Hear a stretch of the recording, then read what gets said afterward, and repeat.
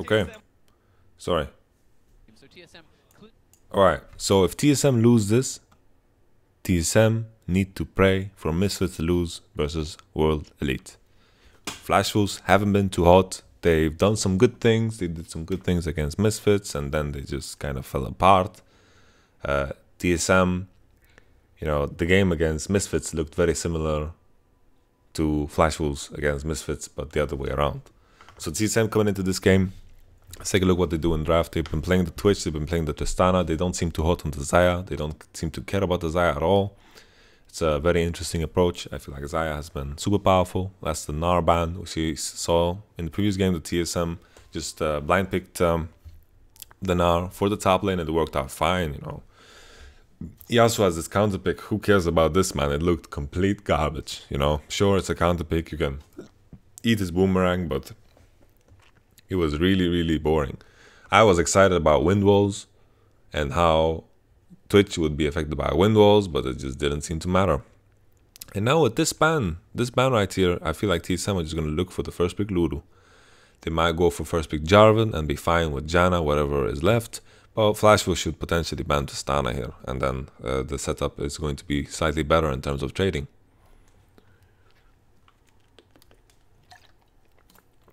Tristana ban. Jarvan, man. I think it's an easy Lulu first pick here for TSM. Potentially also first pick Tristana and then pick Janna or Lulu, but I feel like first pick Lulu because Lulu is so good with Tristana, so good with Kog'Maw, and those are the two 80s that are going to be played in this game, most likely. So Lulu is a good first pick for sure.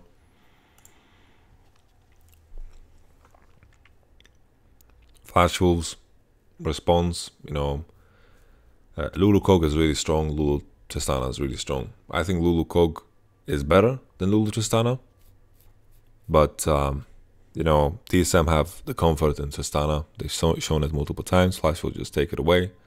Kog'Maw Janna is also not bad at all, and they have the priority in choice of jungle, which is going to be Sejuani this time around. People have different opinions on which one is better, and so on and so on. And I feel like you know,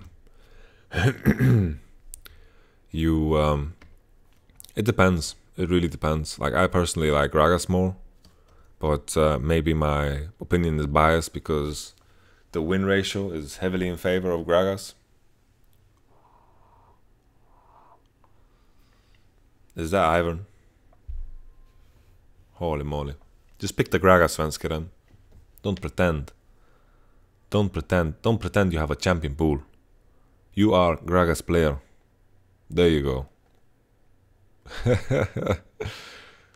Svenska is not a jungle that's going to be allowed to play these fun champions. His name is not Levi. He's not playing on Gigabyte Marines. He's playing on Team Solo mid, man. So this game can put Misfits in an awkward position where World Elite have to lose. And this game can also put TSM in an awkward position where Misfits have to lose and they will cheer on World Elite. I saw on Twitter that a lot of players got some World Elite swag, so that's going to be interesting, but I think it would be strange if World Elite gave out swag to their opponents. I think that's something they just gave to people in other groups. I wonder if this World Elite swag is like mic'd up and shit, you know, there's microphones on it and they like hear everyone's strategies and they're sitting there translating it, you know. Chinese esports, boys. I'm just kidding. I'm just kidding. Just don't take this as a real accusation, you know, as a Reddit post. YamatoCannon confirms that World Elite's mic'd up their gear. This has happened to me in the past. When I made jokes and it just went on Reddit and it's like, look, he confirmed this. So it's a dangerous thing. Rise is the ban versus TSM. Okay. Orianna's open. Syndra's open. We haven't seen Syndra in a long time because Syndra has been banned a lot. Like Syndra's not gone through to the second phase and teams have been forced to pick other mid laners like Rise, like Cassiopeia, and that's been fine too because these champs are good at killing tanks and, you know, of course Syndra is better and so on, but we'll just have to see what this game will come up with. I feel like TSM should be happy with potentially playing Corki against Syndra, I think a lot of other teams should be happy with it too.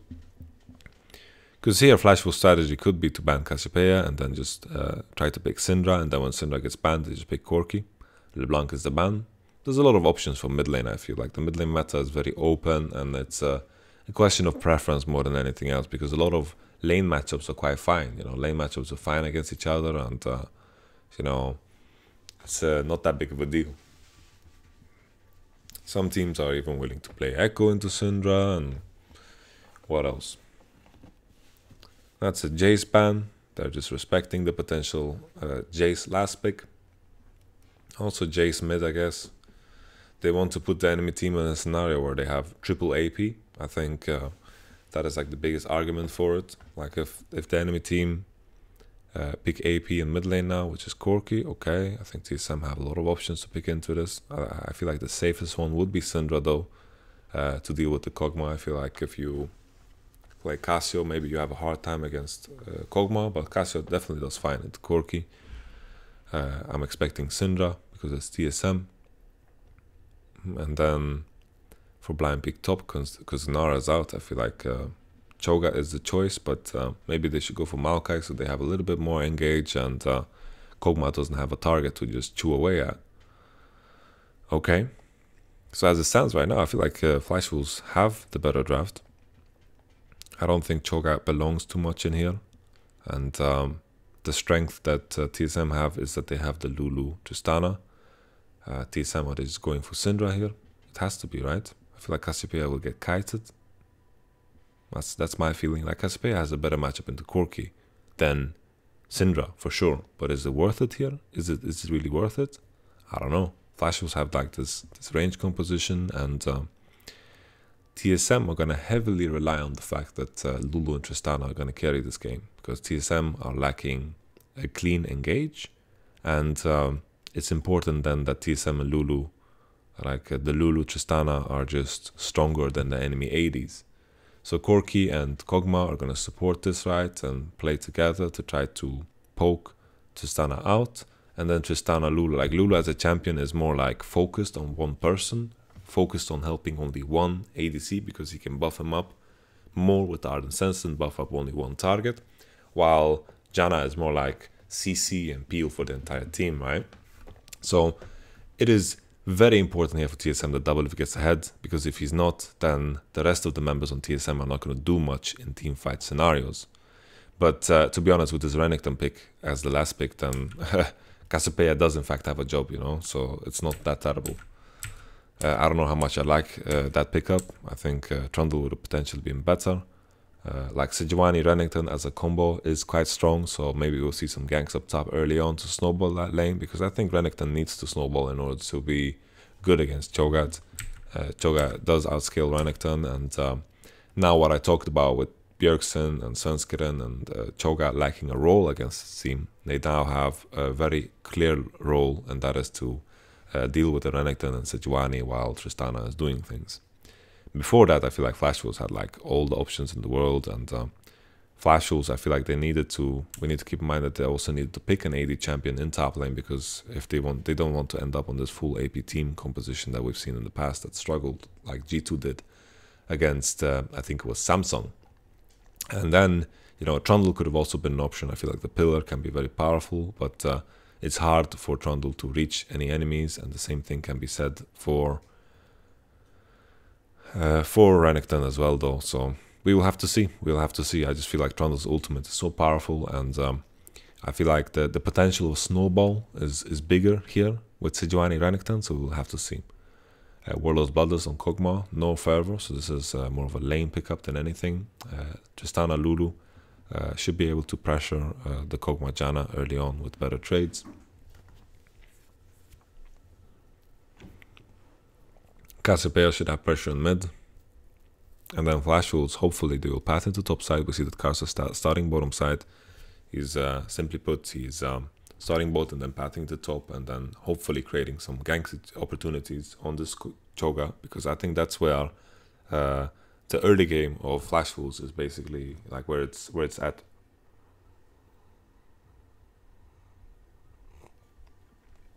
Yeah, my tea is pretty warm. Let's continue now. Svenskeren pathing into bottom side, so that's going to leave Cho'Gath a bit exposed. Let's see how Hansa is going to manage his wave. He knows where his jungle is going, right? So he's going to manage his wave accordingly, and hopefully he's going to put his lane in a position where he can get ganked, because that is where it's at. Like TSM also noticed that Flashful's bot lane did leash for Sejuani, so we will have to see here. Sejuani is doing the classic clear, which is doing blue wolves into red buff into potentially like topside crab.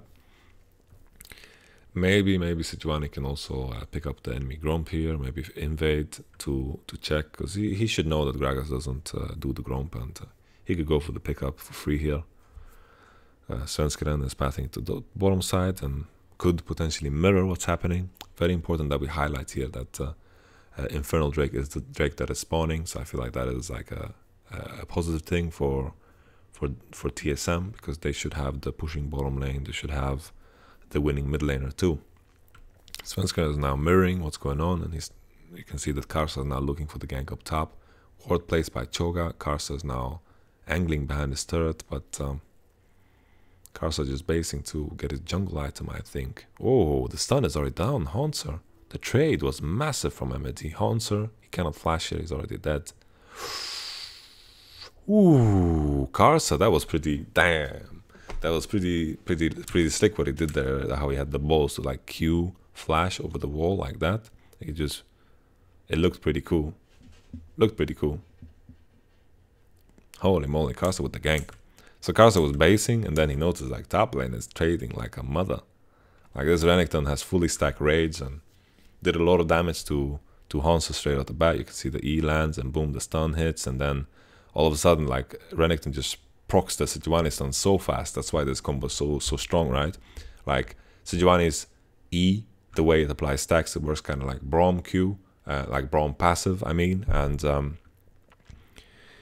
only melee champions can reapply it or like apply stacks. And when Renekton is punching with the W, like those stacks are just flying off the bat, you know. And this is what Flashfuls need. They need some kills up top, and they need to be able to snowball it. And MMD didn't base yet, but most likely he's gonna just push this in and then just TP back to lane, because you know Karsa just want to regank that shit. And if he just TPs back, he's going to deny any potential of Cho'Gath being able to put a good ward.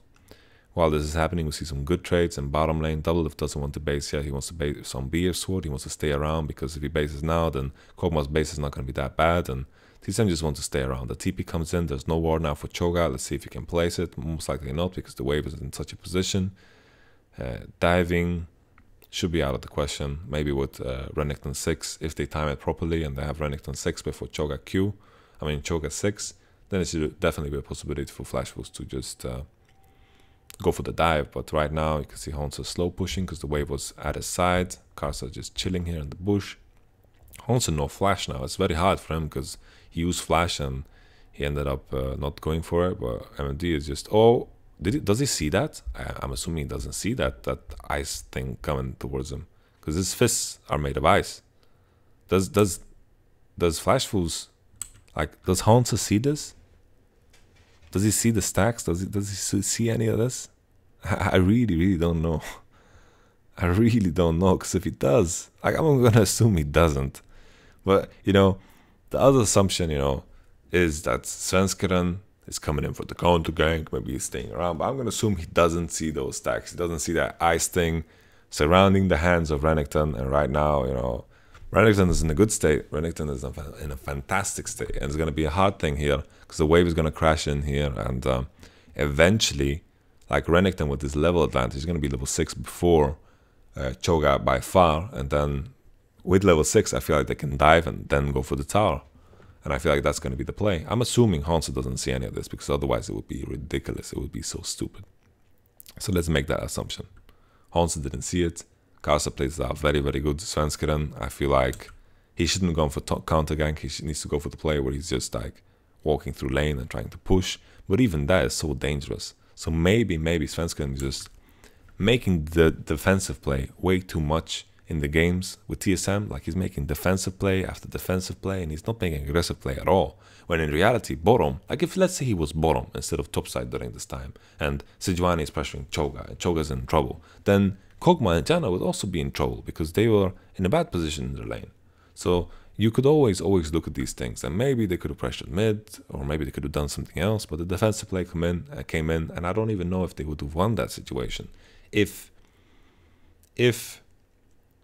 freaking Gragas was in position, because Renekton and Sejuani is just so freaking strong. And now Hanzo is getting zoned off the wave, and it looks like MMD is freezing the wave while that's happening. Choga is now walking into river. I don't know what he's doing. Looks like a sad Choga. Like, look at him. He basically, like, look at his icon right here. It looks like he has some serious toothache. You know, some contention in mid lane that Bjergsen is basically 1v2ing. Like, look at him. He's 1v2ing. He's 1v2ing in mid lane. Bjergsen is, it's very cool here how he has understanding of his W and knows that Sejuani can't run forward and Q. I really love this play from Bjergsen. You know, the first time I played against Bjergsen in my life, it was like in Season 2. I played Morgana mid lane, picked it blind because Morgana was good back then. And then Bjergsen played Cassiopeia versus me, and I was like, man, this XL Bjergsen person is going to be class. You know, he's going to be freaking good. And what I did, you know, we had problems with our mid lane at that time in Western Wolves, so I was like, guys, we are going to recruit Bjergsen. We're going to take Bjergsen as our mid laner. This guy's insane. He plays Nivea, he plays Cassiopeia, he's from Denmark, he's a nice guy, you know. And then we took him to our team, and then it didn't work out. Like, we had some issues with other team members, and it was like pretty much, you know, we're going to go look for something else. Like, I decided to part ways, and I went and made a team with Nuktak. But already then, you know, I saw the glimpse in Bjergsen's Cassiopeia eyes, and he was playing out of his mind at one game, you know. And now he's here. It's incredible to have watched Bjergsen's journey from kind of the sidelines. Bjergsen Cassiopeia performance last game was insane, and this one, it looked beautiful what he did there too. So Kog'Maw now basing second. You can see Tristana's moving towards bottom side. Lulu's trying to support. She has a good timing now to roam because they base bottom first. So I like here what Bifrost is doing in case of a dive. But then he just needs to walk into bottom side again. Lulu gets pinged out because she gets spotted by that pink ward. Maple now, with that package, can they set up a dive up top lane? I think that is a potential goal. Castle level 6 against Svensken's level 5. Those skills matter. Oh, Maple is doing crazy shenanigans. He has that package. Doesn't have the balls to W through Bjergsen. Bjergsen's gonna snapple the moment that happens with that package, you know. And then maybe Maple would be in trouble afterwards. He can't package like too far away from Cassio. At least Maple got like a bunch of raptors, so that's cool. Let's continue. Tristana Lulu in the bot lane doing fine. They have the Bia sword against some pretty weak items of Kog'Maw. This tab is strong though, but like he doesn't do that much damage. Like he has two daggers. I guess it's not that bad, but Tristana doesn't necessarily need to trade with him or shoot with him. Like, he can just try to shoot the Janna whenever possible, and then he can just try to keep pushing the wave and maintain a position here where Kog'Maw's under the turret. Thunderlord Lulu is doing a lot of damage there though, but let's see now. Like, Doublelift just wants to perma push the wave with his BF sword and keep up the pressure. Hanzo is surviving up top, but he has 30 CS disadvantage, and MMD is just pushing his advantage. Oh, this is a jump in polymorph as well. No. That's an ultimate. Ultimate doesn't get cancelled. Oh, Gragas coming from the side now. TP from MMD. No, this is TP from Corki. No TP from MMD. Gets cancelled. Alright. Oof. Let's reassess the situation. So Doublelift finds a good all-in opportunity. Like, let's if this was a pure 2v2, I think it was a fine all-in opportunity. Maybe Janna could have ulted earlier to disengage and push them away. Now everyone's healthy. Double is also healthy. Flash from Betty. This is a beautiful, beautiful flash. So look at the Gragas just speeding in here. And then Betty just predicts it by flashing good time. Sword Art also flashes. and then the Gragas ultimate lands afterwards. So a lot of interesting play here. I think both teams played it out very well. Like looking at it, like Gragas comes in with the E flash, doesn't get it in time. Boom, Betty flashes it, Sword Art flashes too. Good all-in from TSM, and I think they should be happy with this situation considering that the enemy bot lane lost all their summoners. So right now TSM needs to just play the same game plan here, and they just need to maintain. Haunter might be in trouble here, flash for flash. Important Q. Yeah, that Q, if it doesn't land, you know, if it doesn't land, he's just fucking dead. The question is if MMD would have killed him, if he just straight up flashed. If he just flashed Choga Q like over him and then had his E still left and then went for the all-in, then maybe Choga would have died. But I'm not too sure, I'm not too certain. Like Choga would have to walk towards river and then flash over the wall, but I don't know if he would have time to do that with Renekton damage that was coming in, the punishment. Flash Wolves managed to get top tower just in time, and this is what we're talking about, right? Why those Sejuani kills were so important, because the only point of pressure for Flash Wolves was the Renekton into the Choga. And Cassiopeia should be winning against Corki with Cheers, right? She did some good trades here and there, and also on top of that, like Tristana and Lulu are winning bottom. So Flash Wolves, the only place where they have any opportunities to create anything is top side, and they're just continuing to do so. Renekton got first tower, he's fed as a mother trucker, and now, you know, with the Rift Herald on his side as well, maybe he can transition that pressure into mid lane and then alleviate a lot of pressure from Corki. And you can see, like, if usually when teams have two pressure points, if two drafts are going through, you're gonna have like mid lane. I think with the current meta, mid lane is kind of like equal in a lot of cases. I think Cassiopeia is favored here, and then, you know, Corki can still be safe. He has warlords and TPs. You know, he can stay in there. I'm surprised it didn't go Doran Shield. I think Doran Shield is absolutely bonkers against Cassiopeia. No Doran Shield, but that's fine. So it's down at Lulu, pressure bottom, and at the same time, Sejuani and Renekton are trying to pressure top. So the main thing here, Svensson tried to do defensive play, wasted a lot of time instead of pressuring bottom. We saw what Kondi did when his team was pushing bottom. He was sitting there, he was throwing battles, he was constantly pressuring the enemy team. And that is the question here. When you have two lanes that are pressuring, it's kind of a competition of who pressures the most. MD can use TP if it's necessary, but I don't like this play where Karsa is walking down bottom and trying to create something when in reality, you know, TSM do have the pressure, do have the presence to create something here.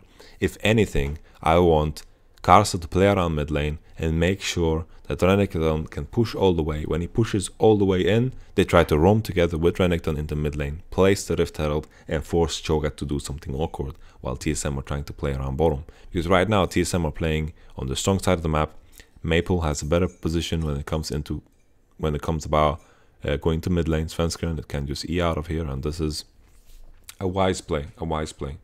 TP gets cancelled by MMD, and I think that's worth it when it comes to the blue buff, because this Renekton TP, like when you are pushing the TP, that means so much more, you know, it gives so much more pressure, because if you're pressuring the enemy top laner to be at the turret and he's going to respond to that TP with, you know, losing so much CS, it's kind of awkward, you know, you don't want to do that. So Hansa now with the flash, let's see what he can do. MD does the play we talked about earlier, but his E ran out, his second E ran out. Alright, let's see if they can chase Hansa down. He's up and about. Maybe he can pull a SOAS, maybe he can TP out, but I think a Recloud is going to be good enough because there's so many options to where he can run towards. But I guess he can also just int it to the turret, feast the creep before it happens. Is this too soon? Nah, it shouldn't be too soon. Yeah, it's good.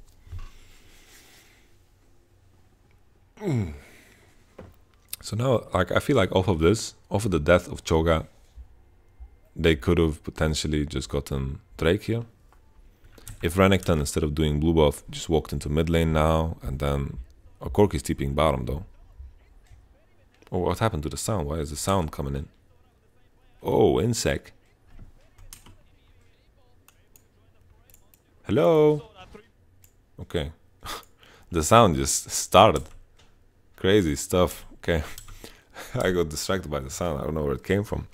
Okay, so Renekton, instead of doing blue, I think he could have been walking towards bottom side already, you know? And while that's happening, you could walk towards bottom side, he could be pushing. Corki's basing that for package and TP. His package is just up, and it's such a strange timing here for TSM to just commit on this play, because Corki's coming in with the package. You could hear the sound, him using it. He's also in base. They don't have mid priority. Like Corki's pushed the wave into the turret. Cassiopeia is stuck on the turret.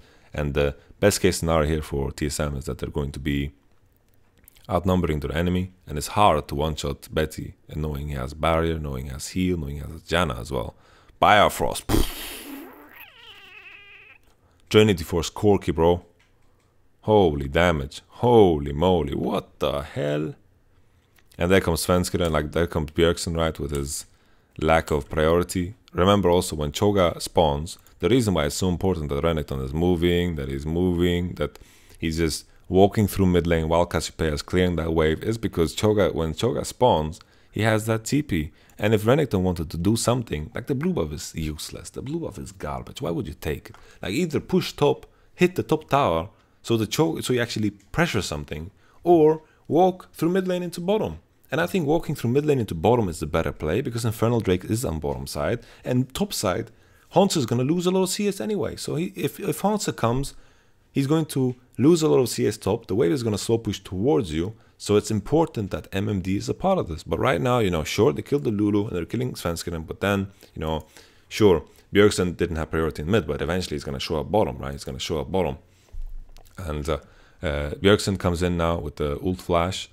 A lot of damage here, and then the Cho'Ga TP comes in. Betty looks pretty dead. Oh, Maple. Can he kill double lift? Ooh! Ooh! No, what the? What just happened? Oh, it's a Kog'Maw passive. Okay, it's Kog'Maw passive, but what was this? What's this W here? Maple. Look at the W for Maple. Maybe you could have survived if you W'd back. Like if he W'd back, maybe like right now, bam, he just W back. Maybe he would have some chance of surviving. Who knows? Maybe. That was a strange W. Like sure, Corki doesn't have boots, so maybe he would have died anyway. So okay. Karsa used Rift Herald in mid lane during all of this. He wasn't a part of the bottom play. Like it was all Maple, and now MMD is sitting top tower. So even though his mistake pissed me off, didn't matter too much, you know. He got top tower, would have not gotten inhibited turret, and Karsa wasn't a part of that bottom play, and now TSM was so far behind. Can TSM pull off what they just did against Misfits? I really don't know. I really don't know. So Renekton was pushing top, and TSM kind of won the battle bottom side, so they're securing themselves an Infernal Drake, and this is how it all started. This is how it all started against Misfits. Now it's interesting. Let's find out what happens next. Flash Wolves with the 0-5 scoreline. They have Europe's hopes on their shoulders, and 5,000 gold leads. Let's see what happens. Like Flash Wolves have thrown games with bigger leads. So let's find out what is about to go down. So Corki comes in with the TP. Cassiopeia didn't have priority. She's walking down the river right now. You can see the Cho'Ga death timer as well. It's 10 seconds. It's ticking. But Bifrost is completely one-shotted without using flash. Like he could have potentially used flash and survived, but he just didn't. He didn't use flash, and that's kind of a mistake as well. Bjergsen comes in, ults, stuns the Corki. Betty is pretty dead. He doesn't have flash, doesn't have summoners. Hansa just comes in to zone him off from a path to walk into. Then Maple with the failed W. At the same time, Sejuani was not a part of this. 2 for 2, or even, was it 3 for 2? Yeah, it was 3 for 2. Like Lulu died, Gragas died, and they were 3v5 theoretically. 3v5 theoretically, right? It wasn't a 3v5 straight up, but it was 3v5 because TSM committed 5 members there. And at the same time, MD was pushing top, and Sejuani was using Rift Herald mid. So it was theoretically 3v5. It was, yeah, 3v5 pretty much. TSM now only have bottom tower left. Corki is pushing mid. Now when he's reached Trinity Force, he seems to doing a lot of work here, and there's no mid tower for Cassiopeia, so he can't really walk up that far. Cassiopeia doesn't have vision over Karsa as well, so it's really hard for him to get priority, and Flash Wolves are just... they're just continuing. Holy moly. Like, I'm so curious what happened in mid lane, because right now the game is so hard for TSM, because they need to play around the fact They need to play around the fact that they get mid priority. But right now, you know, looking at the map, Cassiopeia walked in the bottom, made a defensive play. You can see right here that Cassiopeia already walked into bottom because she doesn't have any vision. Like Corki came from being at here, and Cassiopeia needs to make like a decision. She needs to go bottom and try to like defend, and it's really awkward because they don't have any vision to play around with. And I feel like, you know, the only option for them to get vision is to try to get something done through mid lane. Let me just delete everything that has been written here because it looks kind of weird. So Corki just went from here into here. So it means that he roamed into bottom and Cassiopeia was just trying to defend bottom in a case that that happens. So Cassiopeia's move here is understandable because Cassiopeia really doesn't have any options. Like, she's completely blind in this area and Corki was moving through there. And just because Cassiopeia was moving and she was spotted while moving, Corki can make the decision to not go bottom, because why would she match Cassiopeia? It would be like a cinema situation where Corki would just watch the enemy team clear the wave. So what he's doing instead is he's pushing mid wave, making sure that Cassiopeia has a reason to come back, giving her a reason. Right there, Corki pushes in the wave, and once again it's a similar situation where Corki has a big priority here and Cassiopeia is stuck in mid, clearing the wave, and then Corki is roaming into bottom, and in this situation they see Cassiopeia in mid lane and the TP comes in. Renekton gets cancelled though. You can see that Hansa didn't have TP to respond, and then entire TSM just freaking dies. Ew! Holy shit. You know, I'm still not completely convinced because I'm scared, man. I'm scared because of Flashfools. They've lost 5 games. They've lost 5 games, and TSM they've gone to some late games. You know, they've gone to some late games. But this is a massive lead, right? And they have the Kog'Maw, they have the Coco, and they have the Renekton, the Crocodile Dundee in a good state. He's split pushing and he's hurting the Haunter. And you know, when you're in this type of game, you know, TSM just need to hope for some great Gragas ultimates. They don't have the best engage in the world, you know. It's hard to engage onto this Janna, and being behind with this comp is very, very hard. We talked a lot about in Champions League how important it is for Doublelift to just be ahead. Like, it's important for him to be ahead because TSM don't have a lot of engage tools. Svenskeren and Bjergsen and Hansa are not going to touch these carries. They're not going to touch the Kog'Maw. And then it's so important that when Kog'Maw and Tristana are trading blows, that Tristana is just stronger and crits harder at late game. But right now, you know, it's going to be very hard to catch up to that. It's going to be next to impossible. So what we need to hope for is some insane Gragas ultimates, maybe like some insane Cassiopeia ultimates. We've seen this happen in the tournament. I'm just thinking about, like, you know, that game. Cody Sun. if Betty pulls off a Cody Sun, then maybe we'll see like a comeback here. But at this point in time, Flashfools have pressure in every lane. They can keep pushing every lane. And if you have so much pressure, you know, your summoners scale so well into the game, especially TP, right? If you have pressure in your lane, in your TP, and Cassiopeia needs to match and farm creeps at this tower, then like good luck, you know, good luck. Maple ulted, I mean, use Corki package into mid lane, and now Sunscreen's dead too. What's happening? There's a massacre, dude, massacre. Creeps in mid lane, 3 people in mid trying to clear, but Betty with his Rage Blade stacks is just clearing away, hitting the turret. The turret survives though. That's kind of cute, at least for a bit.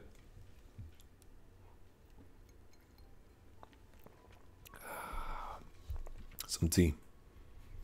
I got this teacup from, do you see the cat on that side? No, there's no cat on that side. Here's the cat. There we go. This is a beautiful teacup. It's from Disney World. They don't sell it anymore. It's a limited edition. Only for coaches. TSM, once again, you know, very little ways to come back into the game. Flashfools, you know, they're in a healthy state. Healthy state. They can send Renekton to bot, can push all the way, Corki into top, push all the way. Kog'Maw, Janna, Sejuani are going to win the mid lane as well. And with this priority, all they need to do is, you know, they're going to go through here, meet up in this jungle, pink ward this shit up, pink ward here, and then make sure that every time TSM walk into a bush here, they are scared for their life. You know, this is Halloween. This is Halloween right here. They should be so scared of walking up here. But oof, while I'm talking about this, TSM are looking for an opportunity here. This might be very dangerous still, you know. It's very desperate, but maybe desperate is what's necessary. Honsa TP is in, Lulu's also here, Tristana's moving. Kog'Maw's gonna run into Tristana in river. Is Tristana gonna go for this? No, she can't. Lulu's gonna meet up. Maybe they can like play together to kill him. Svenskeren is in Africa, he's gonna die. Janna flashes over the wall into the Drake pit to help the Kog'Maw. Kog'Maw's quite low on HP, but it seems like he's fine. TSM members are all falling apart here.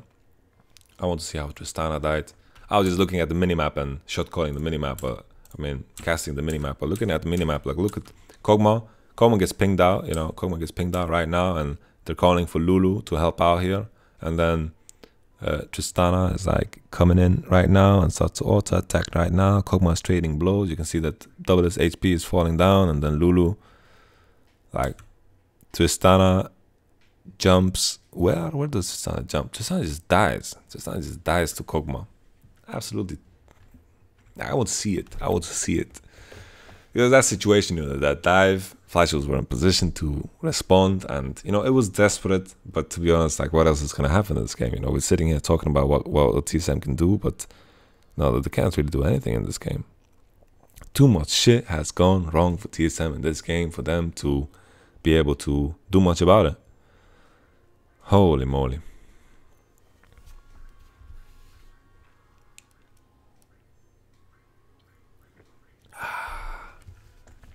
You know, TSM's win against World Elite was so valuable, you know. It was so valuable because they're the team to beat. Like, they're by far the best team in the group, especially today, you know. And it was a great game that they played against World Elite. But now that value of beating World Elite is just completely gone. Completely gone, because Flashfools is dominating. Like, can they just show us how Doublelift died? Can they please show us how Doublelift died? Like, Betty has a red buff. Okay, he's trading blows. Trading blows. Okay. Yeah, it really blows. It really blows. Holy shit. Trading blows for Tristana. And then everyone was dead. And then there was Nash. Holy moly. Misfits versus World Elite. Now that's the game. That's the game now. Every game is hype. Like, every game it has so much meaning because of the other one, and it's like this red thread throughout everything. And Flashfools, you know, they need to pull like 3 Cody Suns in order to lose this game, because, you know, Flashwolf, they have every single turret now. So every single turret is up for them, and man.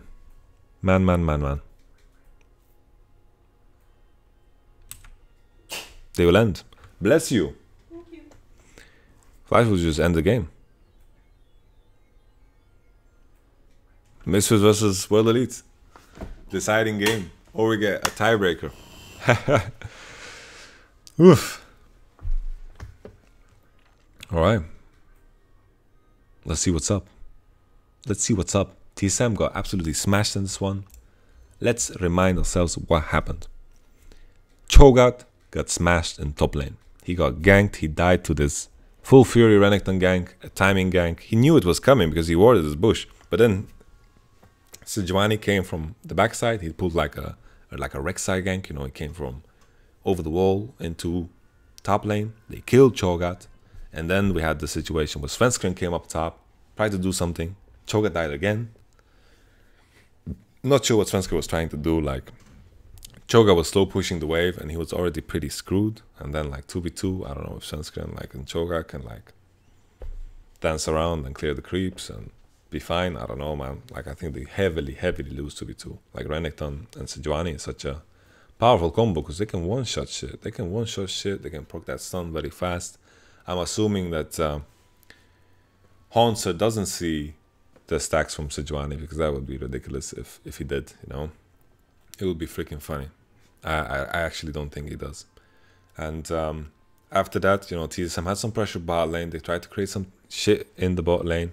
But eventually, we had this situation where Corki had priority in mid lane, you know. He had Trinity Force going for himself. And then he just played through Like, he just TP'd into bottom and they basically massacred TSM 3v5. They went 3 for 2. They got 3 kills and the TSM got 2. And at the same time, Karsa was pushing mid with Drifter out and MMD was pushing second top tower. And after that, you know, you could argue that the game was over already then. But, you know, with some hope, TSM have had some successful team fights in late game, and Flash Wolves did in fact, you know, lose a lot of games with goal advantages. This one was just too easy for them to win. And Flash Wolves end the tournament with 1-6, and TSM end the group stage with 3-3. And now, fingers crossed for TSM, Misfits lose against World Elite.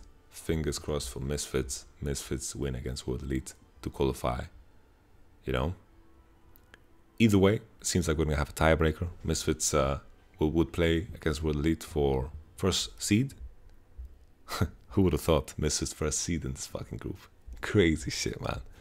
And then the other tiebreaker is World Elite versus Misfits. So we will see. We will see. This is exciting. Back to this game, you know. It was pretty clear cut, you know. Pretty clear cut. Flash Wolves just won those early things, you know, the Cho'Gath thing and then the 3v5 on bottom. I feel like YamatoCannon is playing too responsive. He's playing always responsive, always defensive, not creating anything by himself. He has very obvious pressure points, and this could be like a team decision. You know, I'm blaming YamatoCannon because he's playing the role, but maybe this is a team decision. Maybe Hans is telling him, you have to come top because I'm fucked. You know, this could be the case. But as a team, TSM are not playing to their pressure points. They're not playing to the pressure points at all. You could see Flash Wolves in this game. Bam, they recognize Renekton is where we need to pressure. Corki in mid lane is going to struggle a bit against Cassiopeia, but then it's going to catch up when Trinity Force lands, you know? Boom, they understand that. Kog'Maw, Janna going to get pressured in by Lulu Tristana. Boom, they understand that. The only way Sejuani gets pressure in this game is through Renekton. He played to Renekton, was there most of the times. When he tried to go bottom, he recognized, shit man, I shouldn't be here. Gragas is here and it's bad, you know, and it's the right way of playing the game. Recognize your pressure points and play to it. TSM versus Misfits was also a game where TSM just don't play to their pressure points. It was exactly the same. Bjergsen had pressure in mid lane, you know, and well, I'm trying to remember the game. Misfits game. No. Misfits game was crazy. Misfits game, not Misfits game. I'm talking about the World Elite game that TSM played. It was exactly the same. Ryze in mid lane had pressure for a long time until Jace reached Yumu's Ghost Blade, and Haunter was also pressuring the Rumble top. In that situation, YamatoCannon was just pathing into bottom side, playing defensive into bottom side, while Kael'thas and Janna were just shooting the bottom tower, you know? And him being bottom did absolutely nothing, because Kondi was there, and he was just, you know, he was actually gaining something from being bottom. He was putting wards, getting pressure, and YamatoCannon just didn't accomplish anything. While at the same time, I feel like, you know, you could argue that maybe if he wasn't bottom, then, you know, TSM would have lost turret even earlier. But then you can even argue that the draft was garbage. You know, TSM picked Twitch against Janna, and Xayah was open. Instead, World Elite even went for the Caitlyn when Xayah was open. I feel like either way, Twitch could have been pushed into the turret. So you could argue that the draft was also garbage from TSM in the World Elite game. But I feel like time and time again, TSM are just making defensive plays that cannot give you any value. If anything, it kind of saves you. It keeps you at the value you're at, you know, best case scenario. The best case scenario, you are kept at the same number as before. There's no possibility of going past that, while Flash Wolves and other teams are making the plays that allow them to get past that point. They make plays that the maximum is not even, the maximum is like here, the maximum is that they gain something. And, you know, I just feel like sometimes, you know, sure, sometimes it's better to make the defensive play because maybe your loss is going to be bigger than the win if you play into top side. But I feel like it's a trend here for TSM that they're making constantly defensive play when they don't need to. And I think that's a problem. So we will see. You know, of course, Hanser dying to that gank was also a problem. You know, Hanser dying to that gank was a problem. And that put Hanser, that put TSM like behind on the tempo game if they wanted to play into bottom. But at the same time, YamatoCannon didn't accomplish anything bottom while Hanser was being pressured. So let's say there was a world where Hanser